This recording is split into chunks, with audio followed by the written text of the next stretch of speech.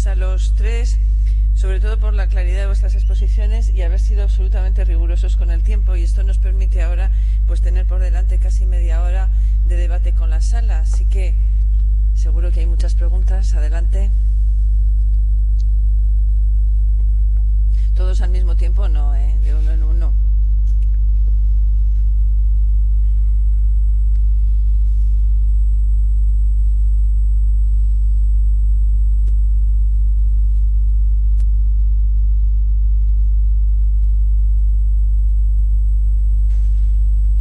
¿Voy a tener que recurrir a eso tan socorrido de la pregunta del moderador? ¿Sí?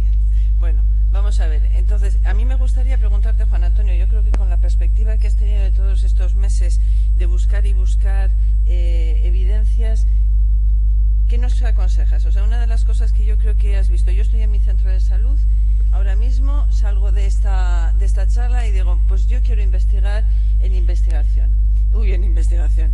exploración física. Me gustaría que me dijeras, ¿qué áreas te ha parecido a ti, de todo lo que has revisado, más necesitadas de nuestra mirada? Es decir, que nos pongamos un poco las pilas a investigar en estos temas. ¿Y qué tipos de estudio te parece que podríamos poner encima de la mesa? Porque yo creo que hay una cosa que estamos pagando todos. Yo no sé si hay muchos, os veo que sois de, pues eso, como yo, de las primeras generaciones de medicina de familia, que hacíamos estudios de prevalencia y los mandábamos a las revistas y nos decían interés local y no nos lo publicaban. Entonces, ahora nos damos cuenta que muchas veces ese tipo de estudios podrían venirnos bien ahora. ¿Podemos volverlos a hacer? ¿Los hacemos multicéntricos? ¿Cómo lo hacemos?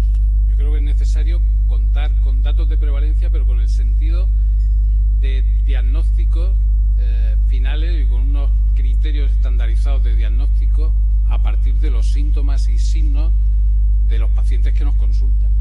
No tanto de prevalencia poblacional, pero yo creo que esos estudios son necesarios, ¿no?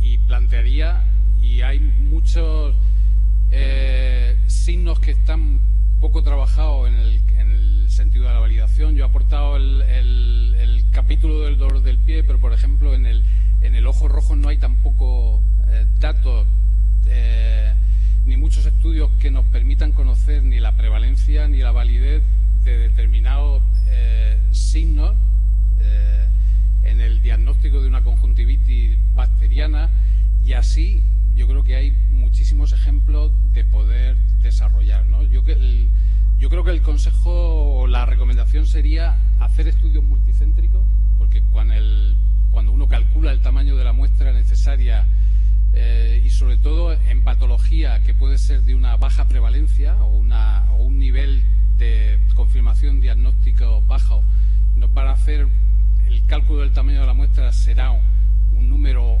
amplio, y hacer estudios transversales de validación de pruebas diagnósticas, ¿no? Esa sería la recomendación, pero publicar esos datos de prevalencia con unos criterios estandarizados de diagnóstico y con una muestra amplia, yo creo también que es muy, muy interesante y necesario.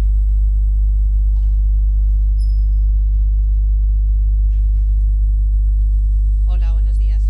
Agradecer la mesa, y quería hacer una pregunta o una reflexión sobre cómo de prudentes tenemos que ser a la hora de interpretar los cocientes de probabilidad, cuando los estudios en los que muchos de ellos se basan tienen una calidad metodológica, hemos visto que no muy elevada, y fundamentalmente con aquellos cocientes de probabilidad que tienen un valor tan elevado a veces, ¿no? Que detrás de los intervalos de confianza a veces también muy amplios. Yo un poco quería ver vuestra opinión en relación con eso. Muchas gracias.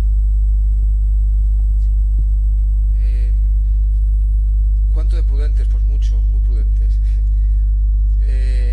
Yo en principio desconfiaría de cualquier CP o cualquier estimación que se hace con un intervalo de confianza amplísimo, porque eso lo que está reflejando es algún problema, una inestabilidad que ha habido en el cálculo que hace que una cosa tenga un intervalo de confianza inaceptable.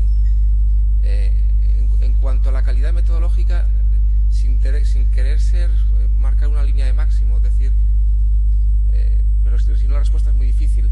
Debería decir que si uno asume que la calidad metodológica de los estudios, la baja calidad metodológica de los estudios, está demostrado empíricamente que lo que suele hacer es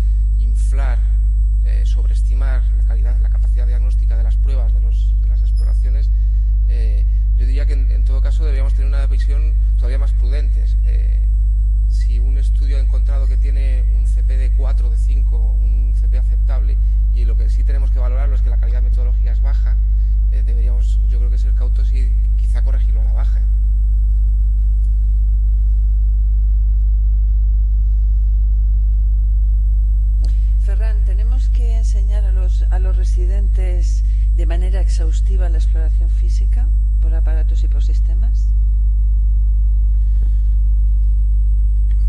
Yo soy bastante radical en esto. Yo creo que sí. Porque tal como os he dicho antes, al cabo de un tiempo, si no explicamos la sistemática de forma adecuada, nos convertiremos, bueno, ya los convertimos directamente en competentes inconscientes. Es decir, si nosotros no hacemos la secuencia de exploración, ni la metodología que habría que hacer en cualquier tipo de exploración, estamos transmitiéndole el cuadradillo del círculo que estaba situado aquí. Es decir, estamos haciendo competentes inconscientes. Por tanto, punto clave, nos tenemos que formar nosotros en exploración física y transmitirla y hacerla de forma adecuada.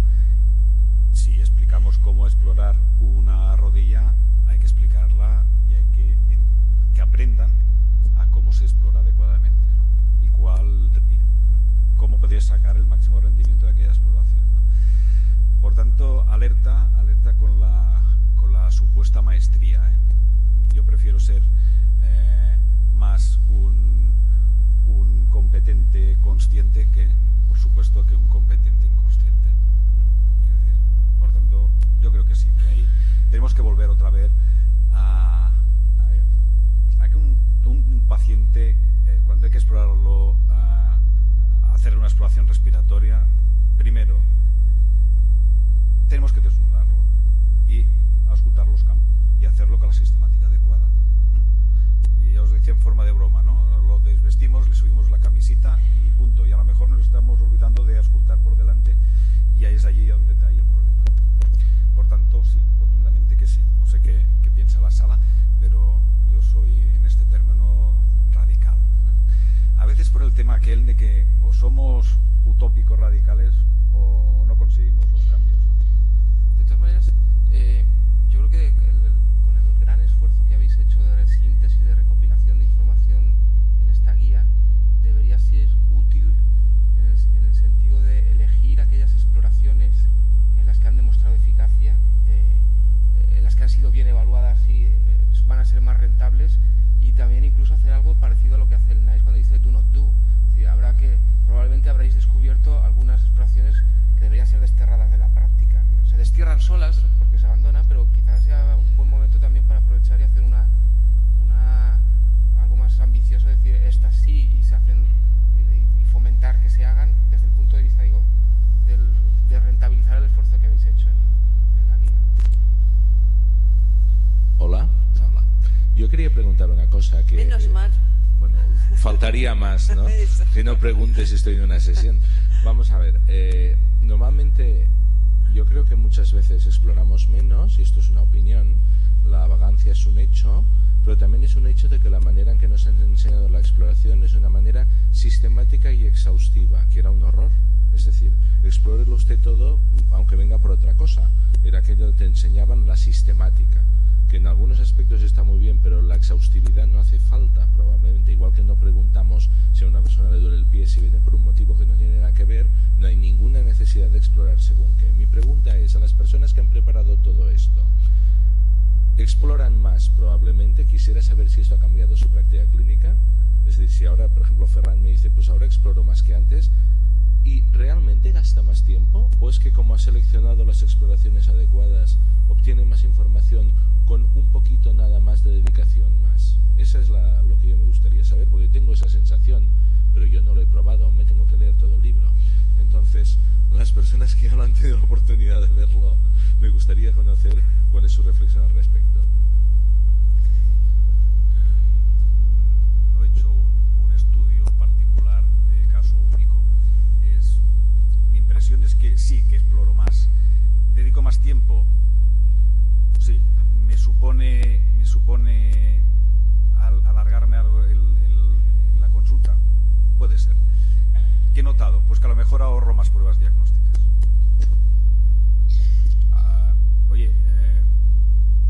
Ahora sé explorar mejor una rodilla y sé altamente y sospecho, creo que nos equivocamos poco, por ejemplo, ante una sospecha de un problema de menisco. Por tanto, sé cuándo pedir la prueba, cuándo no, ¿no? Por tanto,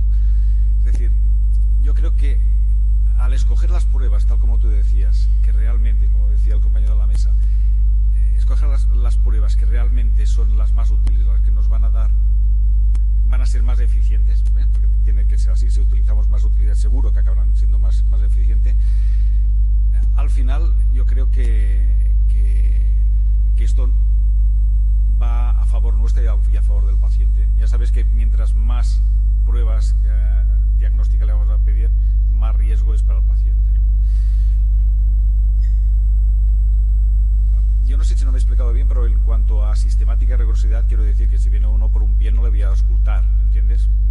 Es decir, lo que sí es para enseñar al estudiante, ¿no? Yo creo que el estudiante tiene que saber la sistemática, ¿no? Y si viene un dolor de rodilla, hay que saber la sistemática de la exploración de rodilla, ¿no? Bueno, yo no tengo la sensación de ahora alargarme más en las consultas, ¿eh? Me lo paso mejor. A mí, desde luego, me ha cambiado la vida, quiero decir. Yo sigo explorando lo mismo, pero exploro distinto.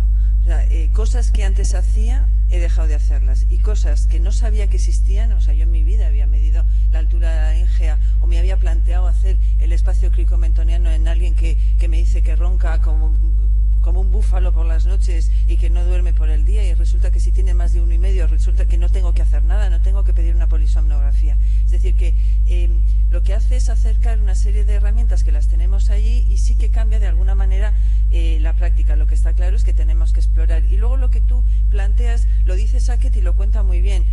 Sackett dice que a los estudiantes y a los residentes y todos nosotros tenemos que aprender con exhaustividad la exploración física, pero desterrando las cosas que nos sirven, pero con exhaustividad aprenderlo a hacer, porque él dice que es como el apéndice, una especie de vestigio que si no duele no te sirve para nada, pero que si te duele es bastante molesto. Y solamente sirve el saberlo hacer con exhaustividad, por lo que dice Ferran, porque a medida que tú vas pasando el tiempo, tú eres capaz en tu cabeza de, a través del razonamiento clínico, conectar diferentes subrutinas. Y sabes que cuando viene una paciente mareada no la tienes que hacer al 100%, pero sabes conectar lo que quieres saber en la esfera ORL, lo que sí quieres saber del corazón, lo que quieres saber en el cuello, etcétera, etcétera. Entonces, yo creo que todo eso, si tú no haces el despliegue inicial, nunca podrás hacer una buena conexión de subrutinas válidas. Entonces, yo creo que sí que, en cuanto al aprendizaje, me refiero a estudiantes y a residentes. En cuanto a nosotros, yo creo que cuando ya llevamos tiempo trabajando, lo que tenemos que ver es a mí qué me vale, o sea, y divertirme haciéndolos. Una de las cosas que ha tenido el hecho de hacer toda esta evaluación ha sido lo que nos hemos divertido, eso, buscando la moneda de Pitres, que es que lo encontrábamos en todos los sitios y nos parecía que eso tenía poco soporte, y aparece en muchos sitios, y sin embargo otras cosas no aparecen en ningún sitio, excepto en Marie o en Polmear, y sin embargo son muy útiles, ¿no? Entonces lo que se trata es de traer a nuestras manos lo que necesitamos. Pero una de las cosas que siempre nos ha llamado la atención y que comentaban todas las personas que han trabajado durante todos estos años en este tema es todavía falta mucho. O sea, hay muchas lagunas, y lagunas que no las tiene que llenar nadie más que nosotros. Es decir, es nuestro trabajo, es nuestra herramienta. Nadie tiene que enseñarnos exploración física basada en las personas, basada en los síntomas, porque es lo que nosotros hacemos y lo que además nos puede servir ser artífices para enseñar a los demás una metodología diferente que es la nuestra. Yo quería añadir que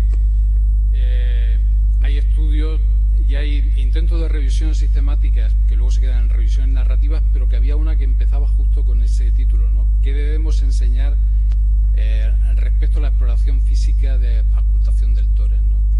Y el intento y las conclusiones del trabajo, después de repasar la diferente validez de las pruebas, la concordancia que había en estudios, que también es muy llamativa, concordancia en auscultación de crepitantes, por ejemplo, con neumólogos adiestrados o con estudiantes de medicina, pero después de repasar esa validez demostrada de determinadas pruebas de la concordancia, el enfoque y la recomendación que hacía a los libros de texto, a las escuelas de medicina, era enseñar aquellas pruebas que habían demostrado una validez que clara, ¿no?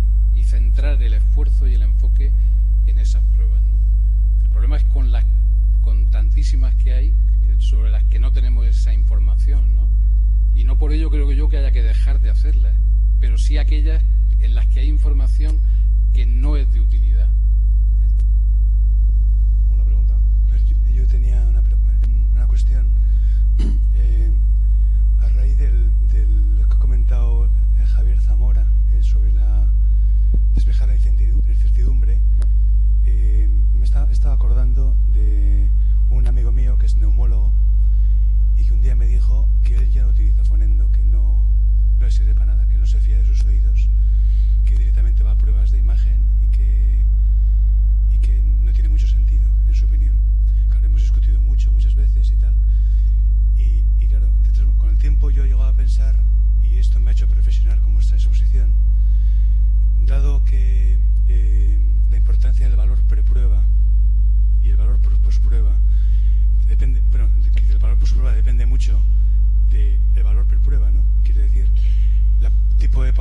que ve el neumólogo no es el tipo de población que vemos nosotros. Me pregunto si esta validez de las pruebas es diferente del grado de especialización. Quiero decir, el mismo tipo de exploración física que hacemos nosotros es la exploración que debía hacer un especialista, por ejemplo. Quiero decir, yo estoy seguro que al neumólogo de mi referencia le hablo de la prueba de Pitres o la altura de cricotiroidea o yo qué sé, y se va a morir de risa, me imagino. Auscultar, no sé si auscultan. Tampoco sé si es un poco deterioro con los años, ¿no?, de su propia profesión. Pero esa pregunta creo que es relevante, ¿no? O sea, en medicina de familia tenemos la obligación de despejar la incertidumbre. Supongo que en todos los niveles de especialización tenemos esa obligación. Pero nosotros manejamos pruebas diagnósticas tal vez distintas. Igual, no sé, me pregunto esto, ¿no? Si en primaria tenemos que recurrir más a la exploración física en otras especialidades, o es una tontería lo que digo y cualquier especialista debe recurrir con la misma importancia a la exploración, ¿no? Gracias. Yo creo que las preguntas que se contesta un neumólogo en una atención especializada y las que se contesta un médico de familia en otro ámbito son distintas. De hecho, cuando yo mencionaba el espectro de la enfermedad, el que veis vosotros en primaria es un espectro distinto de que cuando ya se lo filtráis y se lo tamizáis y entonces llega a especializada. Por eso yo creo que el valor de las pruebas, y está demostrado empíricamente que efectivamente el valor de una prueba diagnóstica varía de acuerdo al espectro. Por lo tanto, no deben usarse, yo creo que no deberían usarse, y de hecho no se usan las mismas pruebas en un ámbito y en el otro. Y en especializada, yo creo que hay que mirar también la accesibilidad que tienen ellos a la tecnología, es distinta. Por eso yo creo que ellos auscultarán menos porque se han fiado de que habéis auscultado vosotros, y cuando hayan llegado de allí lo que necesitan es refinar ese diagnóstico y la pregunta entonces por lo tanto es distinta, ya no es la que os contáis vosotros. Una duda bastante relacionada con la pregunta anterior. Estoy de acuerdo primero que nada con la precaución hacia la maestría. Y de hecho, ahora que tenemos herramientas para decir tal exploración física o tal maniobra puede ser desterrada porque realmente no significa nada, pasa básicamente a la cultura popular médica, y otras dicen, esta la tengo que hacer cada vez que el paciente me cuente detallada frase porque ya sé que eso me va a llevar a tal diagnóstico. Entonces, por ejemplo, una tutora de mi centro de salud le dice que con 5 maniobras ya puedo yo diagnosticar directamente un túnel carpiano sin hacer ni siquiera una electromiografía. Pero al diagnosticarlo, de todas formas, lo tengo que pasar a un nivel secundario. Y el traumatólogo o el neurólogo le va a hacer una electromiografía. Entonces, pasan dos cosas. Primero, cómo se ve afectada la satisfacción del paciente con el médico de familia cuando hay múltiples estudios que dicen que el paciente queda mucho más satisfecho con 1000 pruebas que le hagas que con una prueba diagnóstica que le ahorre, simplemente con maniobras de exploración física, le ahorre tanto al sistema de salud como al paciente esas miles de pruebas que hacíamos antes. ¿Cómo va a quedar la satisfacción del paciente con el médico de familia cuando al llegar al nivel secundario le hagan la prueba que él quería hacer? Va a decir, el médico de familia es un pirata. Me ha tocado simplemente, me ha hecho un par de preguntas, de si sacudo la mano o no durante la madrugada, y ni siquiera me ha hecho una radiografía o algo por el estilo. Entonces, eso nos va a llevar primero a nosotros a un nivel de maestría que incluso los americanos siempre están apoyando mucho, porque los americanos hablan de la importancia de la medicina de baja tecnología, que es lo que representa la medicina de familia ahora y al futuro.